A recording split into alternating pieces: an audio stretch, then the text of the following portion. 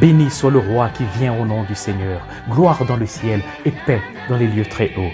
C'est sous ces ovations que notre Seigneur Jésus-Christ fit son entrée triomphale dans Jérusalem, quelques jours avant sa passion, comme nous l'entendrons le lirons dans l'évangile de ce dimanche de la Passion, encore appelé le dimanche des rameaux.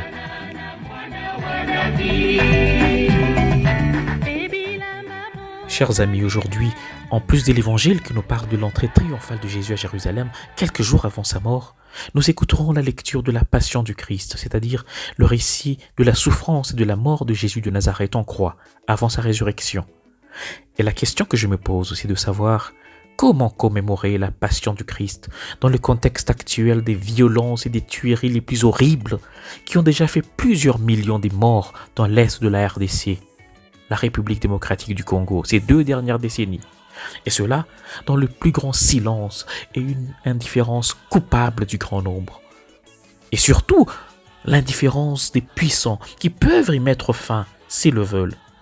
Comment, chers amis, commémorer la Passion du Christ dans le contexte actuel en Ukraine, où l'orgueil et l'entêtement des grandes puissances qui s'affrontent par procuration risquent de faire sombrer l'humanité entière dans une guerre inutile et qu'on peut encore éviter?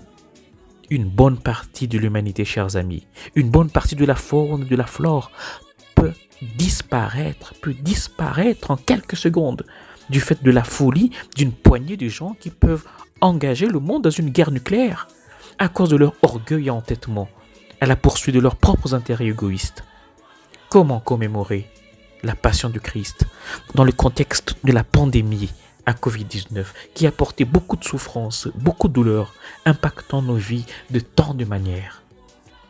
Je sens personnellement que l'évangile d'aujourd'hui m'invite à fixer mon esprit davantage vers la Pâque, vers ce que je désire vivre comme libération aujourd'hui, libération de toute forme de violence, de toute forme de coercition, de toute forme de limitation des libertés personnelles, individuelles ou communautaires imposées par les conflits actuels à travers le monde, ainsi que cette pandémie à Covid-19. Mais il n'est pas seulement question d'aspiration à cette grande liberté, liberté de mouvement, d'action ou d'intégration sociale.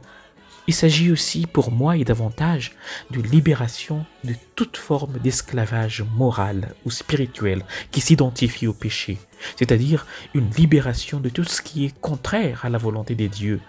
Ce Dieu qui me veut juste, vrai, charitable, miséricordieux, pur d'esprit et de corps.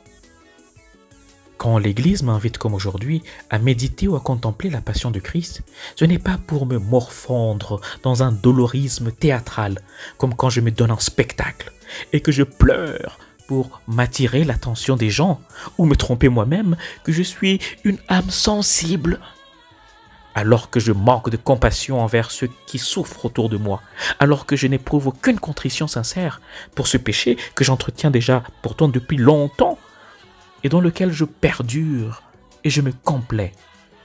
Une véritable compassion, une sincère contrition profonde. Chers amis, ça se traduit par des gestes et des paroles vraies d'amour et de pardon. En me demandant de méditer la Passion du Christ, l'Église ne me demande pas non plus de m'arrêter sur la souffrance, comme si je cherchais à érotiser la douleur.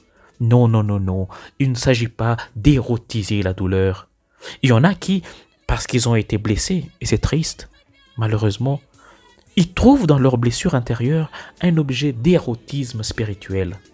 Ils ou elles se refusent de guérir cette plaie, de tourner la page, comme si à chaque fois, en pensant à cette blessure, ils ou elles y cherchent à y trouver quelque satisfaction, même spirituelle. On peut se servir, mes frères et mes sœurs, de sa propre souffrance et de ses douleurs que l'on entretient depuis longtemps pour faire aussi mal aux autres ou pour se venger.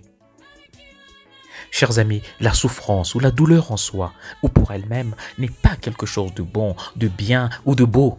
Au contraire, elle est à combattre sous toutes ses formes, puisque l'Écriture nous dit qu'au commencement, devant l'œuvre de sa création, Dieu vit que tout cela était bon.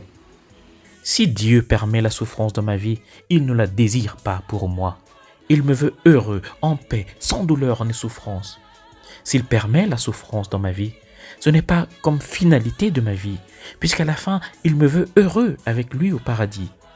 Il le permet, entre autres, pour qu'en la traversant comme le Christ qui a vécu sa passion dans sa chair et dans son esprit, j'apprenne à me dépouiller suffisamment de moi-même, de mon orgueil, de mon ego, pour être capable de dire chaque jour, comme Jésus en croit, « Père, entre tes mains, je remets mon esprit. » Puisque c'est lui seul, c'est le Père seul qui peut me donner par Jésus-Christ la vraie vie, le vrai bonheur que les richesses et les honneurs de ce monde qui passe ne donneront jamais.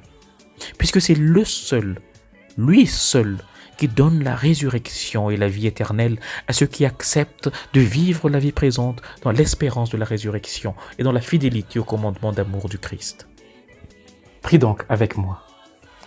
Seigneur, par ta passion et ta résurrection, tu m'apprends que malgré tout ce que je traverse de difficile, de douloureux, de pénible, de triste, je dois toujours espérer que la Pâque pointe à l'horizon, que sur la croix, la vie triomphe de la mort, la paix triomphe de la guerre, le bien a vaincu le mal.